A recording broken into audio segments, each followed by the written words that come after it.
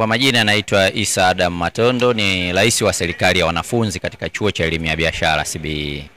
Tunamshukuru Mwenyezi Mungu, mapokezi yapo vizuri. Tuna kamati ya vijana ambao wanawapokea wanafunzi kuanzia pale wanapofika, wanawachukua magetini na kuwaelekeza sehemu zote za usajili na kuwafanyia follow up, kuwaelekeza namna ya kulipa bima, namna ya kupata control number na namna ya kulipia hosteli zetu. Kwa hiyo kiufupi maandalizi ni mazuri na tunamshukuru Mungu kwa wale ambao hawajaweza kupata vipimo vya afya wakiwa makwao. Kwa hiyo tuna hospitali ya Epifani wapo hapa na wanaendelea na vipimo kwa wale ambao hawana fomu ya vipimo au hawajafanyiwa vipimo mikoani kwao. Tunayo Wizara ya Katiba, Sheria na Ulinzi ambayo ina viongozi makini, wanafanya follow up na wanafuatilia kila hatua kuhakikisha wanafunzi wetu wapo sehemu sahihi. Lakini pia timu inayowapokea inahakikisha hakuna watu ambao wanaweza wakapotosha wala wakawapokea katika mazingira tofauti. Binafsi mimi kama rais wa serikali ya wanafunzi ninawapokea na kuwakaribisha. Pia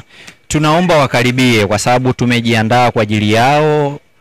Watu wa admission wanaendelea kuwasajili, kwa hiyo sisi tunafurahia kuwaona, tunaamini wamejipanga kuja kusoma, na sisi pia kama uongozi wa serikali ya wanafunzi kushirikiana na management kwa ujumla wameboresha miundombinu na mazingira rafiki kwa ajili yao kusoma. Kwa hiyo wanafunzi wa mwaka wa kwanza ambao wamekuja na wamedahiliwa katika chuo cha elimu ya biashara CBE wajione kama wako sehemu sahihi ambayo wanaweza akapata masomo yao na Mungu atawatangulia, watamaliza salama.